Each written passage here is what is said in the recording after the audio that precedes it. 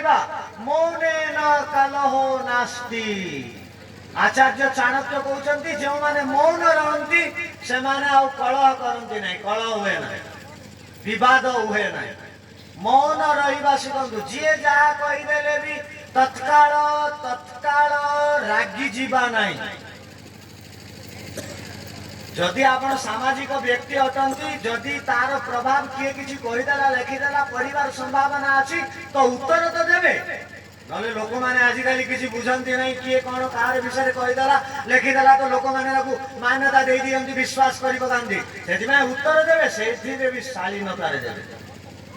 तो कहबार अर्थ है जो माने जीवन रे मौन रूपक तप को जीवन रे स्थान और महत्व दियंती। आ वाणी रो सबुठु बड़ तप अटे मौन रहिबा। तो आपण माने आज पर्यंत जीवन रे गोटे दिन पाई केबे कथावार्ता न होइकिरी रहिचंती की नहीं? हां नहीं।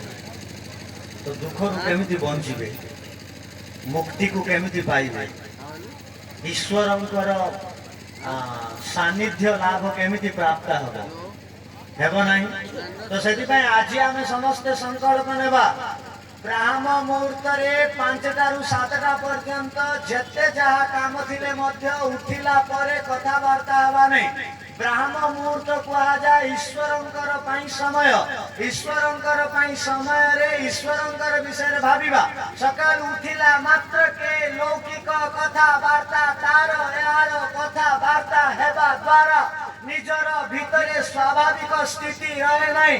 मु कौन पाई दुनिया रे आसिली, जीवन लक्ष्य कौन, ईश्वर कौन, आत्मा कौन, परिवार करबा पछरे उद्देश्य कौन, किछि भी आमे जानि परिबा नहीं भाई भौणी।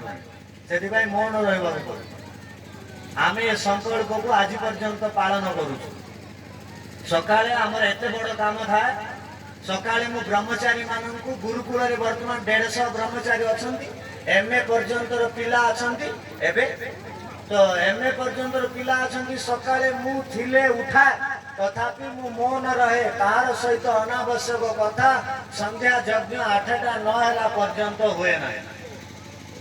ओ दिन जदि आज जमती बाहर को आसबार थिला कोन थिबा कथा हेगलु अनावश्यक कथा आवश्यकता अनुसार हुए नले हुए नाही। तो कहबार अर्थ मौन रहिबार द्वारा स्वाभिमान निजर भीतर जागृत हुए। मौन रहिबा द्वारा अध्यात्म ज्ञान विज्ञान गुड़ी को बुझीबारे आमे सक्षम हो। मौन रहिबा द्वारा शास्त्र सूक्ष्म विषय वस्तु गुड़ी को बुझीबारे आमे समर्थ हो। सेथि पई आपण आम समस्त को संकल्प नेबा उचित कि तपस्या न कला पर्यंत ईश्वरंकर प्राप्ति असंभव अटे।